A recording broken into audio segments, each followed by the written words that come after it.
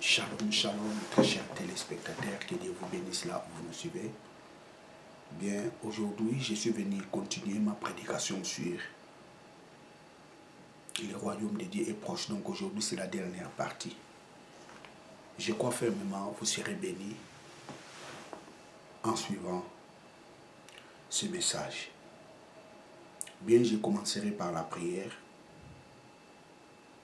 avant d'aborder cette dernière partie. Éternel Dieu, merci pour ce temps précieux tu m'as accordé pour prêcher ta parole. Laisse que ton esprit illumine le cœur de tous ces et celles qui suivront ce message pour qu'ils arrivent dans la vraie connaissance de la vérité de ta parole. Je te rends toute la gloire au nom de Jésus-Christ, notre Seigneur et notre Sauveur. Amen. Le royaume de Dieu est proche.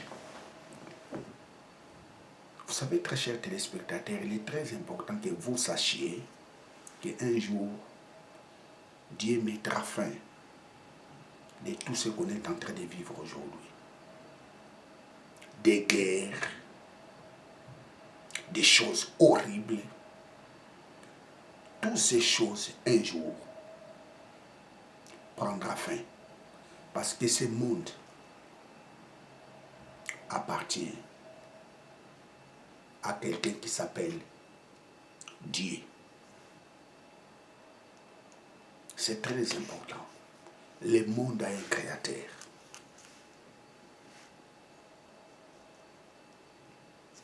Le royaume de Dieu est proche. Donc aujourd'hui, je parlerai sur la nouvelle terre et le nouveau ciel. Je vous ai dit, très chers téléspectateurs, dans la prédication précédente, après les règnes des milléniums, le diable sera libéré. Et il viendra séduire les nations.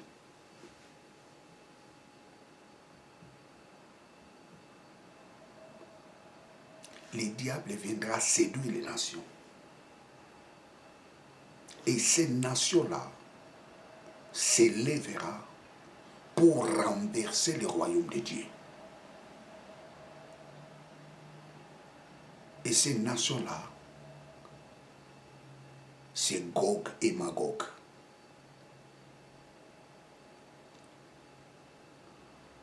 Et ces nations-là fera alliance avec plusieurs nations dans le but de renverser le royaume de Dieu. Imaginez-vous, Dieu est ici sur la terre, mais les humains veulent renverser Dieu. Les humains veulent tuer Dieu.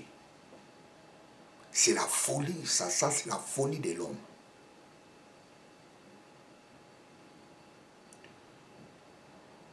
Les humains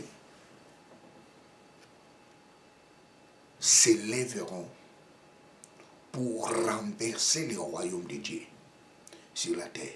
Et derrière eux, ça sera le diable, parce que ces humains-là seront séduits par le diable. Gog et Magog. Je vous ai dit que Gog et Magog, dans l'ancien temps, c'était la Russie. Ils s'occupaient de ce territoire-là, la Russie. Gog et Magog. Et lorsque le millénium prendra fin, Gog et Magog s'élèvera. Alors, est-ce que ça sera la Russie? Non, là, plusieurs spécialistes, ou j'ai dit les théologiens, qui disent que non, ça sera la Russie.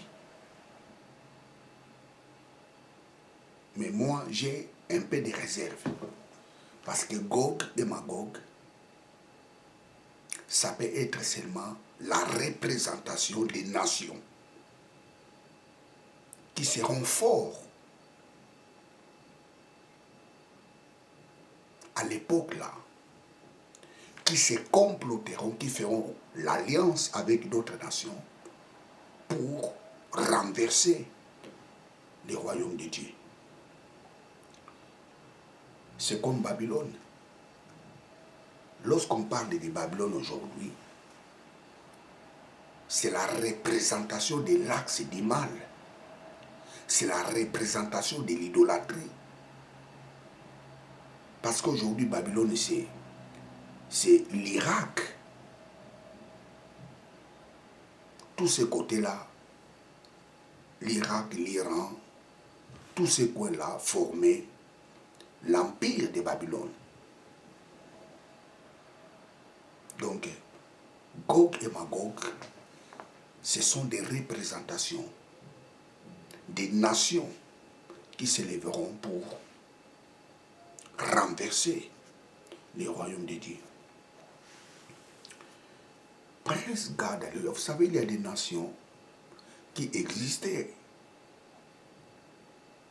avant, dont aujourd'hui ces nations n'ont plus les mêmes noms. Prenons par exemple Tarsis. Tarsis, c'est l'Espagne aujourd'hui. Là où le prophète Jonas voulait fuir l'appel de Dieu, il voulait aller à Tarsis. Tarsis aujourd'hui, c'est l'Espagne. Lorsqu'on parle de Java, Java c'est la Grèce. Mais à l'époque, on l'appelait Java.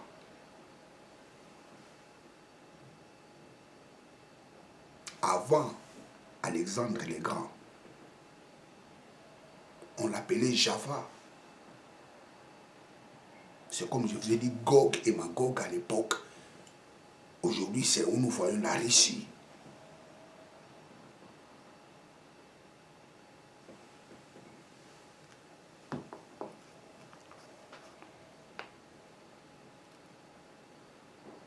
Après le millénium, Gog et Magog s'élèveront pour venir faire la guerre au camp des saints. Mais la Bible nous dit, le feu descendra du ciel et consumera toute cette armée-là, innombrable, et Satan sera arrêté et jeté à l'étang de feu, là où se trouve déjà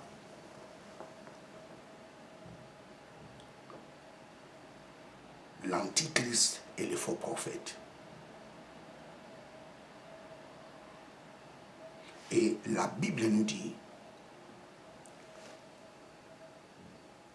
les ciels et la terre ont pris fuite. Et le trône blanc du jugement s'est apparu.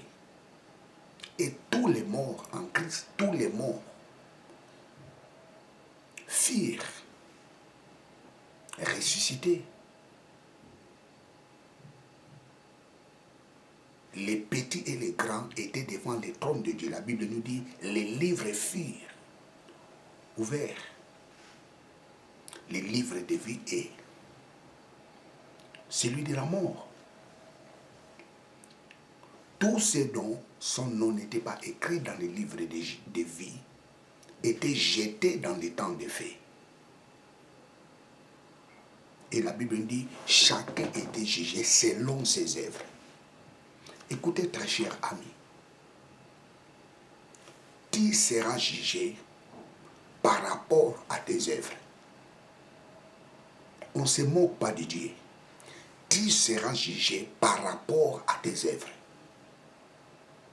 Vous savez, aujourd'hui, surtout dans les milliers chrétiens, les gens représentent l'image des gens qui sont saints.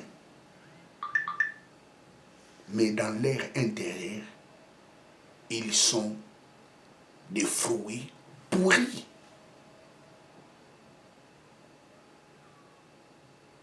Des gens qui apparaissent comme des Saint-Pierre. Des gens qui apparaissent comme des 3 fois saints.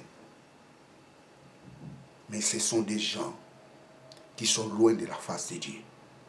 C'est pour cela que la Bible nous dit, Dieu nous jugera de tout ce que nous faisons en secret. Parce qu'il y a plusieurs choses que nous faisons en secret. Ce sont des choses horribles. Et Dieu nous jugera par rapport à toutes ces choses que nous faisons en secret. Parce que Dieu voit tout ce que nous faisons. L'homme sera jugé par rapport à ses œuvres. Et si vous voulez échapper à ces jugements, tu as l'intérêt d'accepter Jésus-Christ comme Seigneur et Sauveur. Parce que lorsque tu acceptes Jésus-Christ comme ton Seigneur et ton Sauveur, il efface tous tes péchés. Parce que Christ était mort pour nos péchés. Il a pris notre place. Lorsque tu acceptes Christ, Christ prend ta place. Et toi, tu bénéficies de l'innocence de Christ.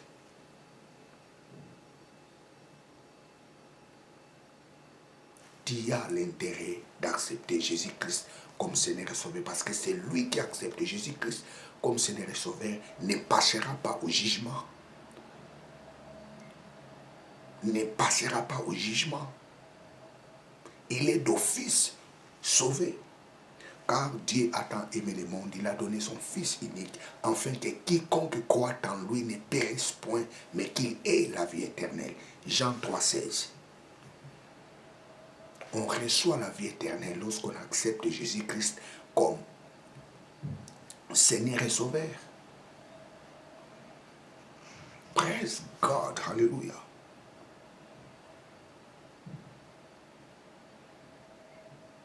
Et la Bible nous dit, tous ceux dont leur nom n'était pas écrit dans les livres de vie étaient jetés dans les temps de feu. Apocalypse 20.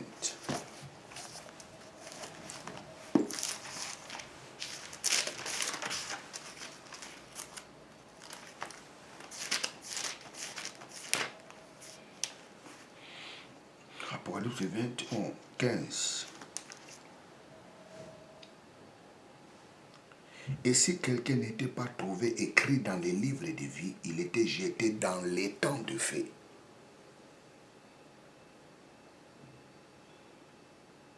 Waouh!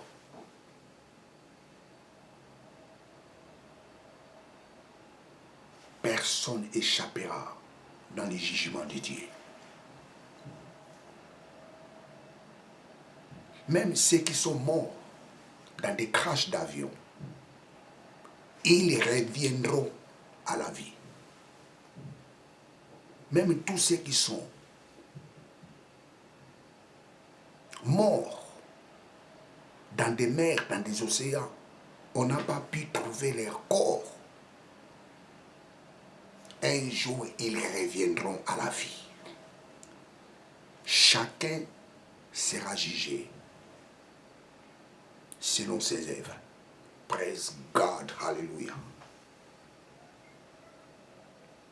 Apocalypse 21, 1. La Bible nous dit, Jean a vu les nouveaux ciels et la nouvelle terre.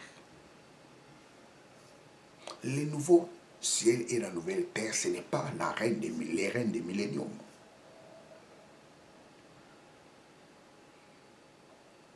Ce n'est pas les reines des milléniums. Les nouveaux ciels et la nouvelle terre, ce n'est pas les reines des milléniums. Parce que dans les nouveaux ciels et la nouvelle terre, Christ remettra tout entre les mains du Père.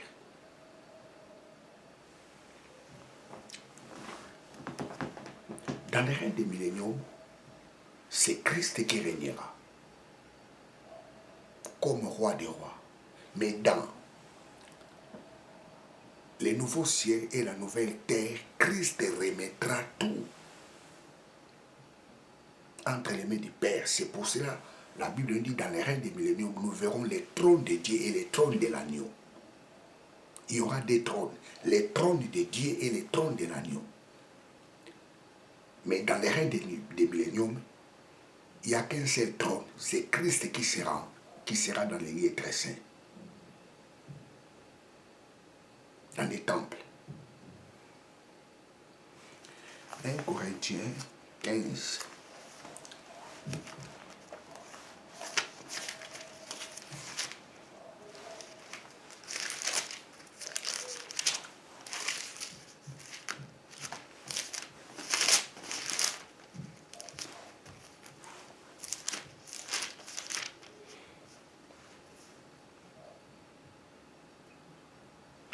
« 1 Corinthiens 15, 25.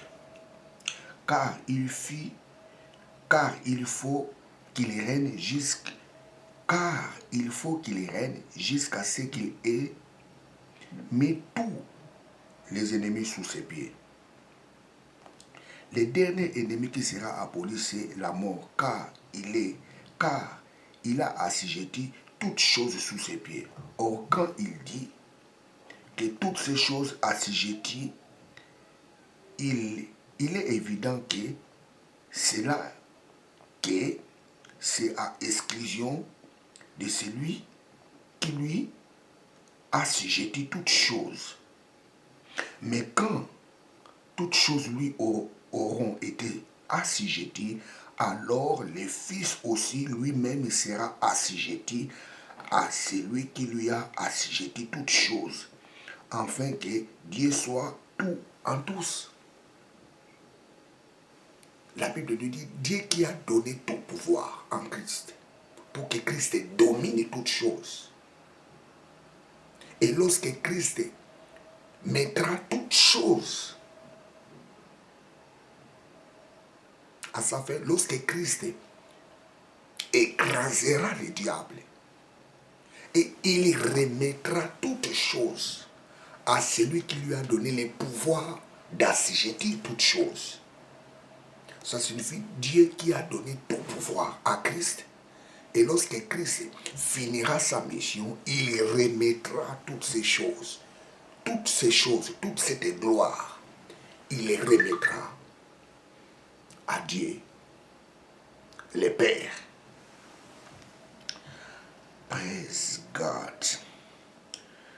Afin que Dieu soit tout à tous. Oh, c'est très important. Je prends le verset 28 seulement. Mais quand toutes choses lui auront été assujetties, alors le Fils aussi lui-même sera assujetti. Le Fils lui-même sera sous la domination. Christ a dominé. Et à la fin de sa mission, lui-même, il sera sous la domination du Père. 1 Corinthiens chapitre 25 jusqu'au verset 29. Lisons le verset 28. Alors le Fils aussi lui-même sera assujetti. Le Fils lui-même sera dominé, sous la domination à celui qui lui a assujetti toutes choses, afin que Dieu soit tout à tous. Dans les règnes des milléniums, c'est Christ qui domine, c'est Christ qui règne. Lorsque Christ écrasera le diable, lorsque le diable sera jeté dans les camps de feu, la mission de Christ prendra fin et Christ donnera toute domination à celui qui lui a donné cela. Donc, tous ces gens qui disent que non, Jésus-Christ c'est lui-même Dieu le Père, Jésus-Christ c'est lui-même le Saint-Esprit, Jésus-Christ c'est lui-même. Hey, stop! Jésus-Christ n'est pas Dieu le Père. Jésus-Christ est Dieu le Fils. Parce que nous avons Dieu le Père, Dieu le Fils, Dieu le Saint-Esprit. Les trois font un seul Dieu. Écoutez Israël. Yahvé, vos dieux sont un. Yahvé, vos dieux est un.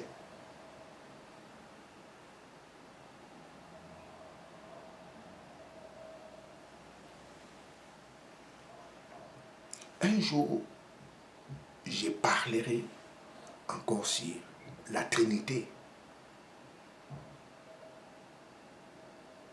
Dans la Trinité, nous avons les Pères, les Fils et le Saint-Esprit. Les trois font un seul Dieu.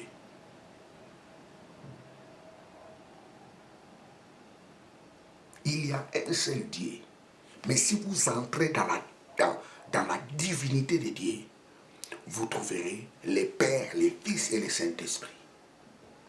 Les trois sont égaux. Ils sont égaux, mais distincts. Les Pères et Dieu, les Fils et Dieu, les Saint-Esprit et Dieu. Les trois sont égaux, mais ils sont différents. Le Père est supérieur au Fils. Après le Fils, c'est le Saint-Esprit. Le Saint-Esprit, il est le conseil exécutif de Dieu. C'est le Saint-Esprit qui exécute les plans de Dieu.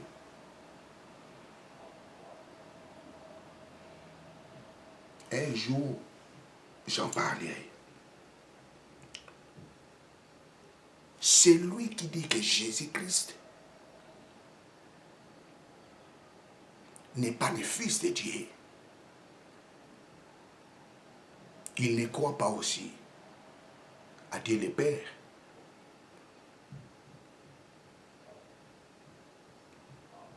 Si tu crois que Jésus-Christ est Fils de Dieu, tu croiras aussi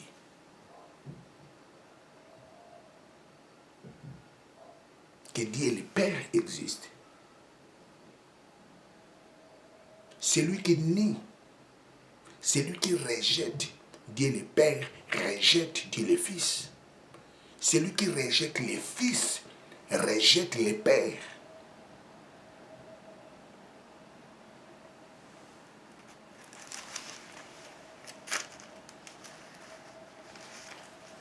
Un Jean 5, 20.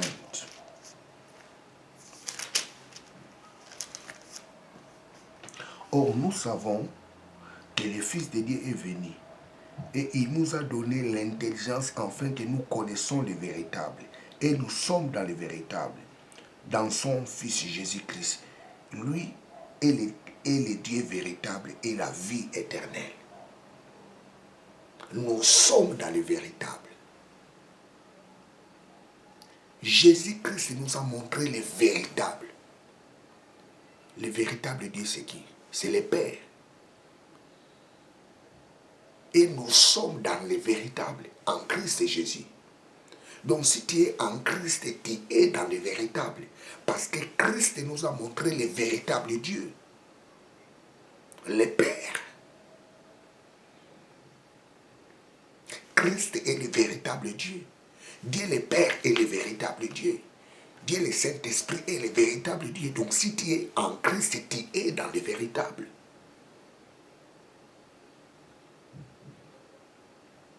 Parce qu'en Christ, nous avons la vie éternelle.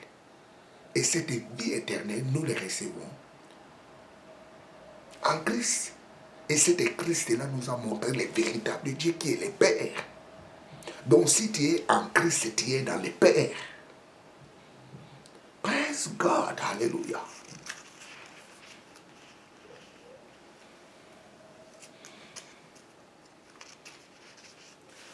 Un Jean 2,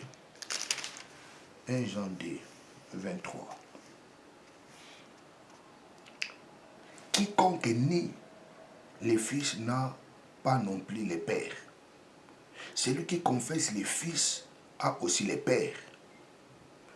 Celui qui dit que non, le Fils n'existe pas, c'est-à-dire le Père aussi n'existe pas. Si tu boycottes le Fils, tu boycottes aussi le Père. Si tu boycottes le Père, tu boycottes aussi le Fils. Jésus-Christ, il n'est pas Dieu le Père. Il est Dieu le Fils.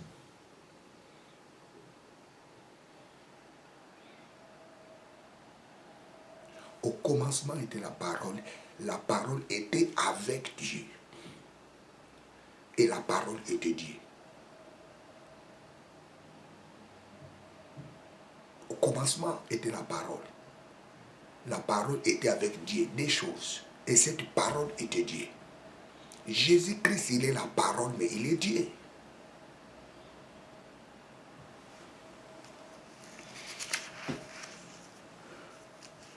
Praise God, alléluia.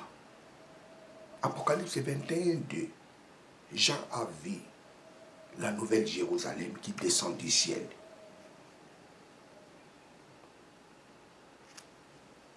Et Apocalypse chapitre 21, verset 3. La Bible nous dit, cette ville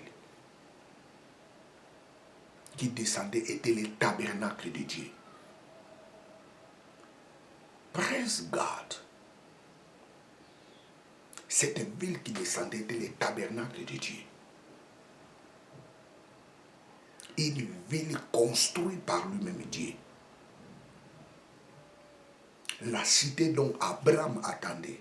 La cité qui a les solides fondements dont Dieu est l'architecte.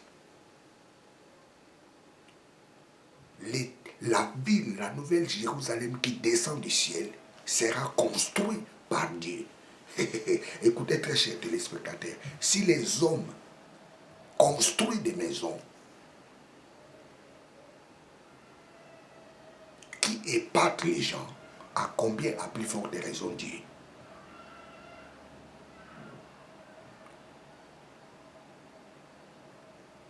La cité qui descend du ciel, construite par Dieu, la cité dont Abraham attendait, la cité qui a des solides fondements dont Dieu est l'architecte et le constructeur. La nouvelle Jérusalem, la ville qui descend du ciel, qui sera construite par lui-même Dieu, pas par un homme.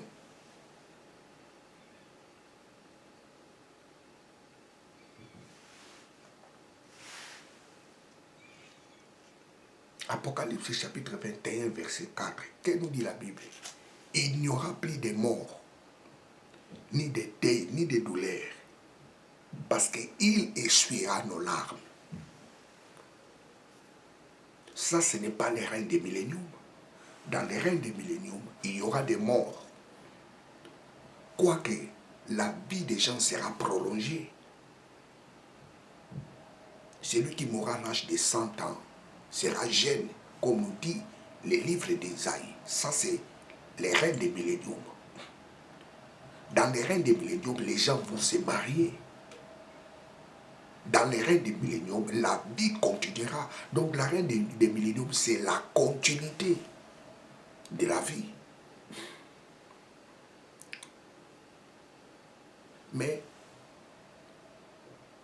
dans la nouvelle terre et les nouveaux cieux dont Jean a vu, ça sera différent. Parce que tout sera construit par Dieu, pas par les humains. Il n'y aura ni deuil, ni mort, ni douleur. Et que nous dit la parole de Dieu? Les anciennes choses sont passées. Apocalypse chapitre 21, verset 4.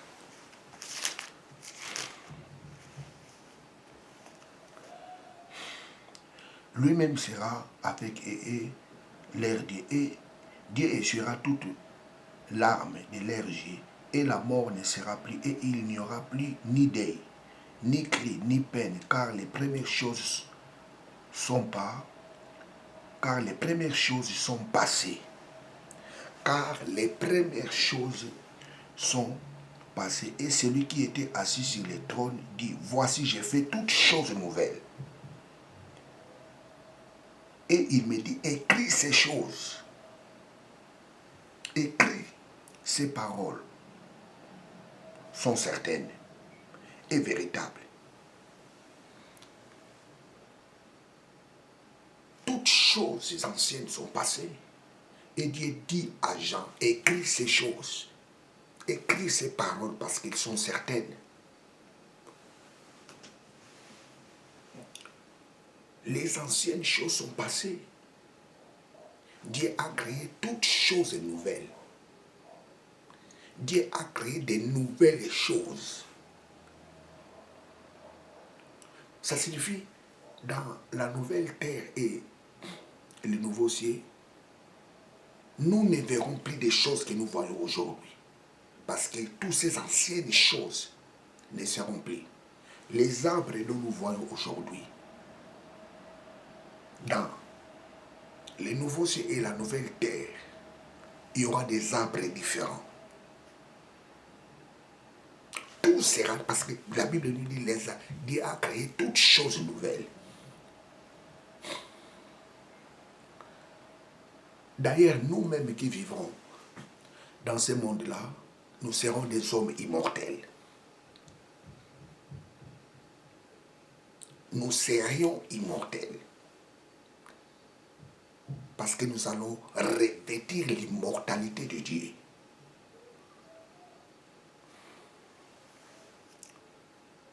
Tout ce que nous voyons aujourd'hui, nous ne les verrons plus. Nous ne les verrons plus. Les arbres que nous voyons aujourd'hui, nous ne les verrons plus. Les animaux que nous voyons aujourd'hui, nous ne les verrons plus. Nous verrions d'autres types. Nous verrions d'autres créations de Dieu. My God!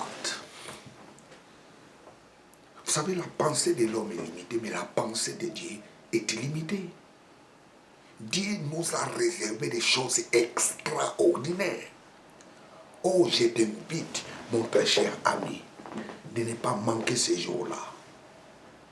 Je t'invite de ne pas manquer ces jours-là, parce que ça sera un jour extraordinaire.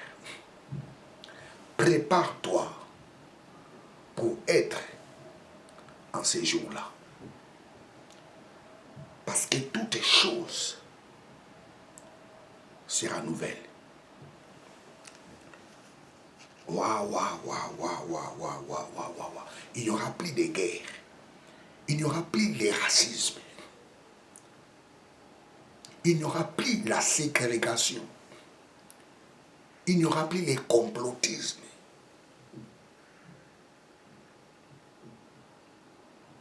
Il n'y aura plus des empoisonnements.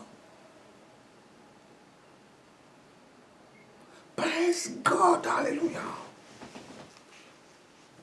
Prépare-toi, très cher ami, que de passer toute ton éternité dans les temps de feu. Parce que dans les temps de feu, ça sera la seconde mort.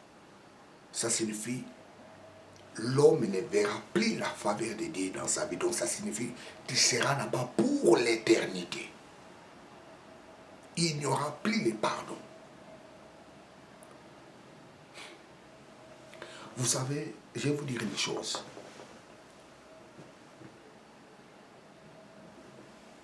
On ne se moque pas de Dieu. Il est lent en colère, mais riche en bonté. Mais quand la colère de Dieu atteint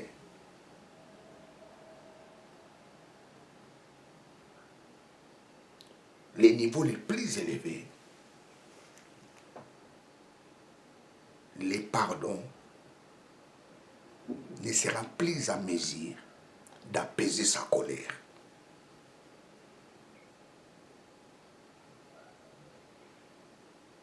Parce que Dieu sonde les cœurs et les reins.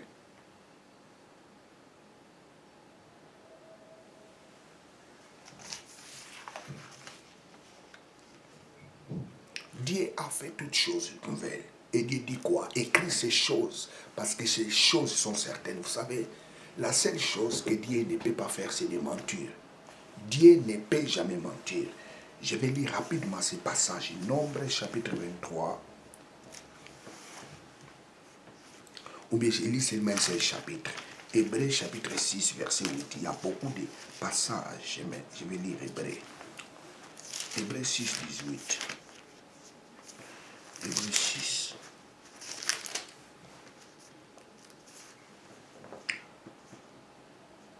Afin que, par des choses immuables, dans lesquelles il est impossible que Dieu mente, nous n'ayons Il est impossible que Dieu mente. Je recommence.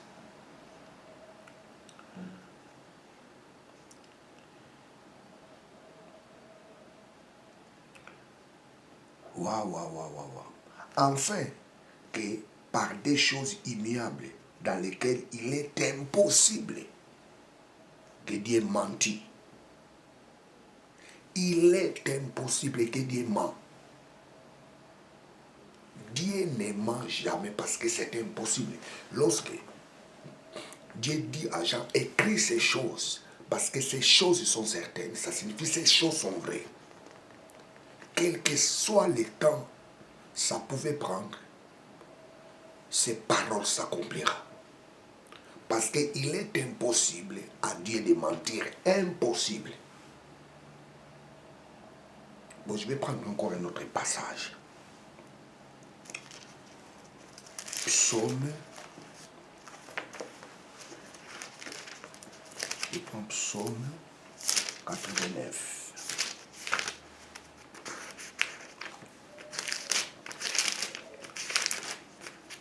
Psaume 89.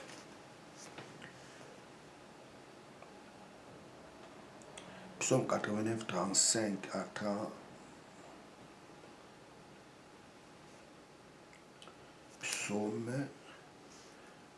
Psaume 89. J'ai une fois juré par ma sainteté. J'ai une fois juré par ma sainteté, si jamais je mens à David. J'ai une fois juré par ma sainteté, si jamais je mens à David. Dieu a dit, j'ai juré dans ma sainteté, je ne mentirai jamais David.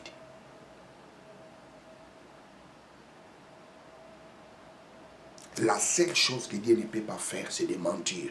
Je prends encore un autre passage. Nombre 3.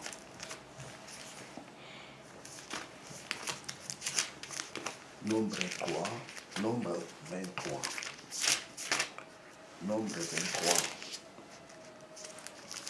Nombre 23. 19.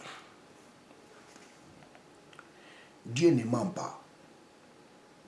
Dieu n'est pas un homme pour mentir, ni un fils d'homme pour se repentir. Aura-t-il dit et ne fera-t-il pas? Aura-t-il parlé et ne l'accomplira pas? My God, Dieu n'est pas un homme pour mentir. Ce qu'il dit, il accomplit. Ce qu'il parle, il les réalise. Écris ces choses, parce que ces choses sont certaines. Ce monde prendra fin. Oh, votre truc là de christianisme, on n'en a pas besoin. Fichez-nous la paix avec cet évangile de merde. On n'en a pas besoin, fichez-nous la paix. Tu nous rencontres des conneries, on n'a pas besoin de ça. Fichez-nous la paix avec cet évangile-là. On n'en a pas besoin. Au temps de Noé, les gens disaient pareil.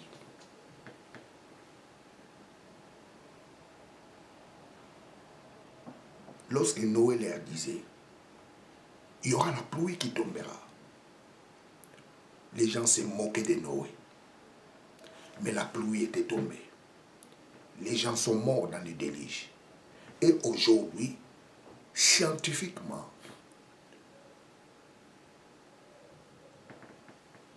les archéologues confirment qu'il y a des traces de déluge dans toutes les parties du monde.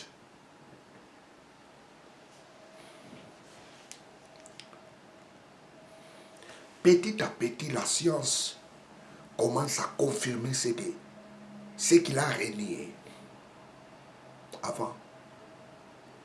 Parce que avant, la science disait que la Bible était une mythe, mais aujourd'hui, petit à petit, la science commence à confirmer que la Bible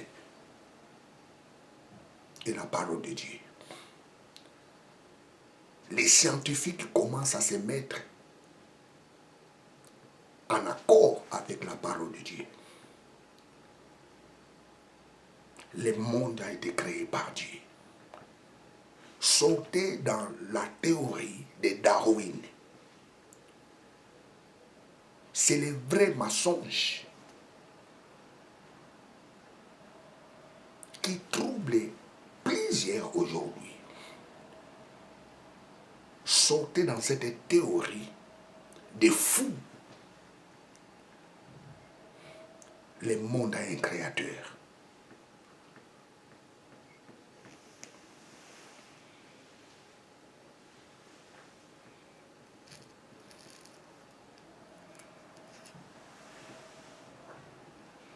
Waouh! Que nous dit la parole de Dieu? Apocalypse 21, 6 à 8. Les lâches, les abominables, les meurtriers, les impudiques, les enchanteurs, les idolâtres, les menteurs n'entreront pas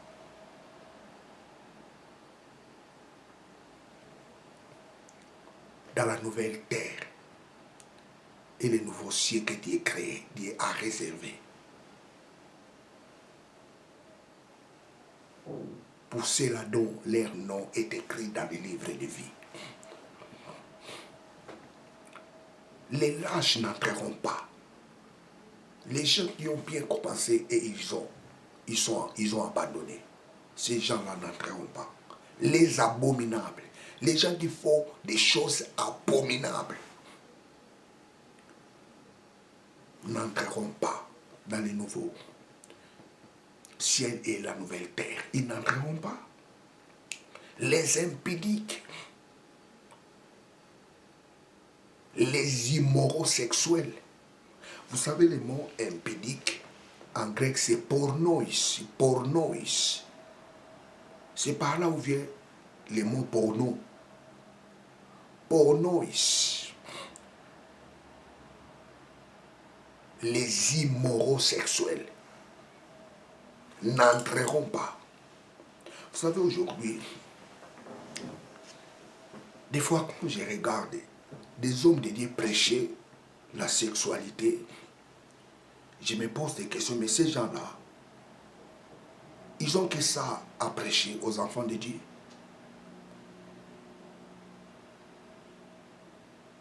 Ils parlent des choses horribles à la télé.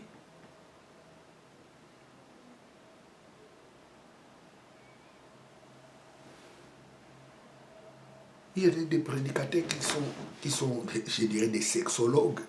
Je ne sais pas comment dire. Excusez-moi.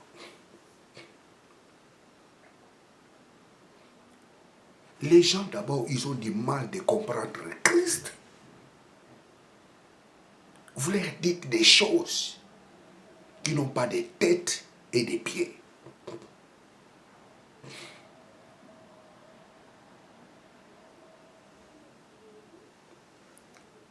Les immoraux sexuels, pornois, n'hériteront pas dans le royaume de Dieu.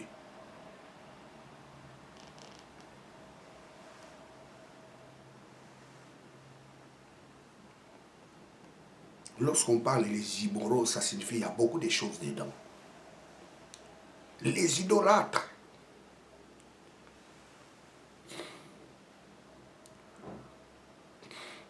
n'entreront pas dans le nouveau ciel et la nouvelle terre.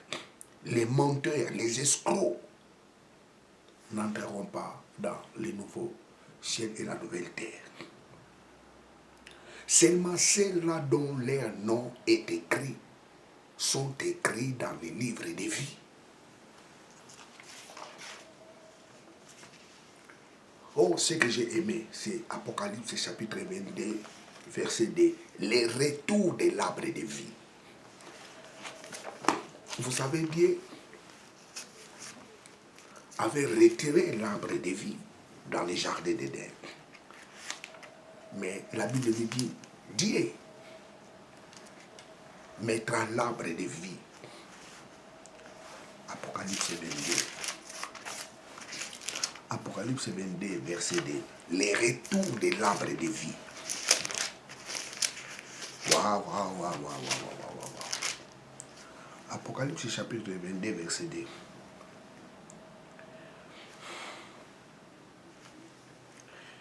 Et montra un fleuve d'eau vive, éclatant comme un cristal, sortant du trône de Dieu, et l'agneau de Dieu,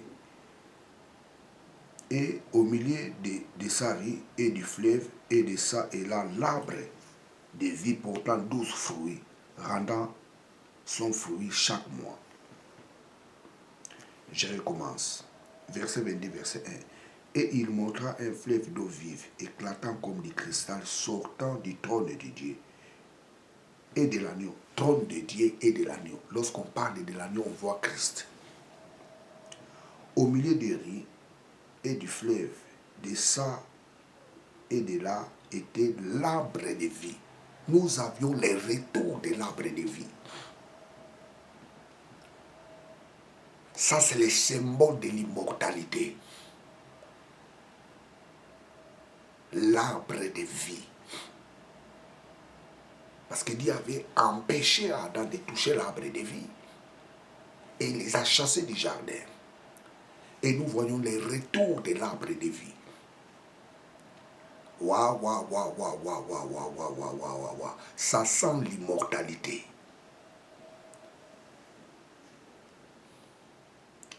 Là, nous serons avec Dieu des siècles au siècle.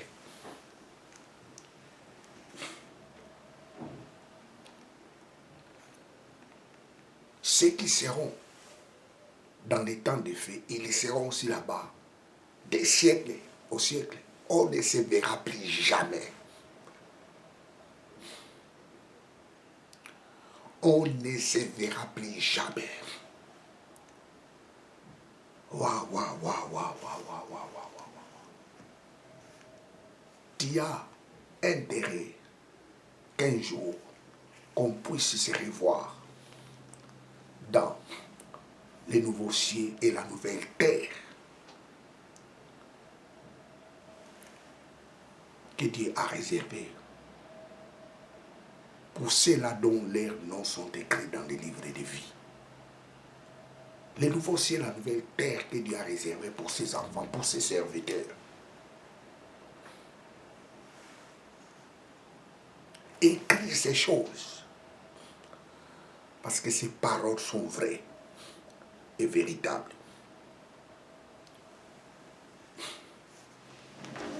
Bien, je suis à la fin de ma prédication.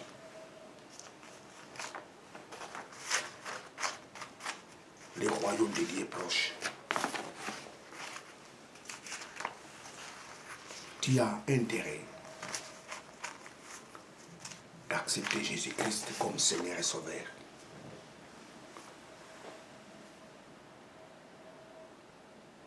Tu dois faire les choix.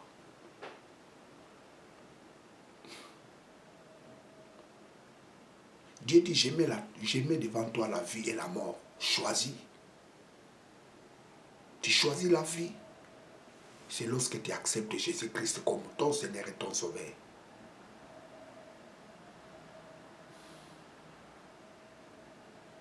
Et lorsque quelqu'un accepte Jésus-Christ comme son Seigneur et son Sauveur, Dieu lui donne la vie éternelle. Dieu écrit son nom dans les livres de vie.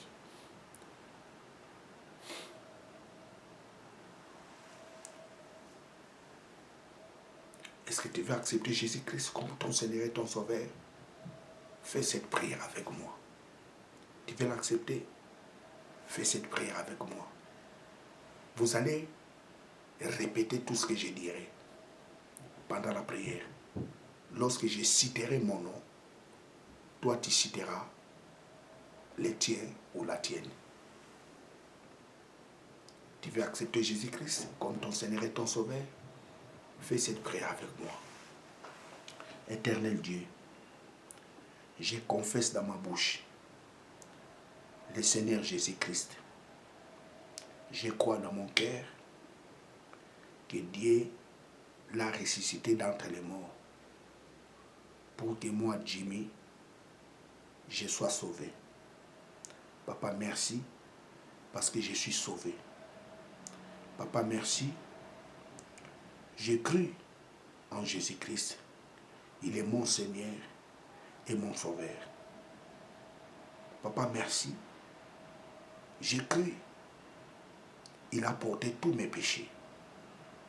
Il était mort pour mes péchés. Et il a ressuscité d'entre les morts pour que je reçoive la vie éternelle. Papa, merci parce que cette vie est en moi. Papa, merci parce que mon nom est écrit maintenant dans le livre de vie. Papa, merci parce que je suis devenu ton enfant. Papa, merci parce que je confesse Jésus-Christ comme mon Seigneur et mon Sauveur. Papa, je te rends toute la gloire au nom de Jésus-Christ, qui est mon Seigneur et mon Sauveur. Amen. La prière que tu viens de faire vient de changer le cours de ta vie. Ce que tu dois faire, il faut chercher une église pour que tu sois baptisé. Donc tu dois chercher une église. Quand tu arriveras dans cette église-là, tu diras au pasteur, pasteur, je vais être baptisé. Si le pasteur te demande, tu vas être baptisé pourquoi? Tu diras au pasteur, parce que j'ai confessé dans ma bouche Jésus-Christ. J'ai cru en lui. Qu'il était mort pour mes péchés. Et Dieu l'a ressuscité d'entre les morts pour que je reçoive la vie éternelle. C'est pour cela que je vais être baptisé. Parce que je crois qu'il est mon Seigneur et mon Sauveur. Lorsque tu diras comme ça, le pasteur te donnera les programmes pour que tu sois baptisé. Et partagez nos vidéos. Partage cette expérience que tu viens de faire à tes amis, aux membres de ta famille. Et à chaque fois, ne loupez pas nos vidéos. Bien, vous êtes avec le pasteur Jimmy Sengre. Abonnez-vous massivement dans cette chaîne de télévision. Que Dieu vous bénisse. Ciao.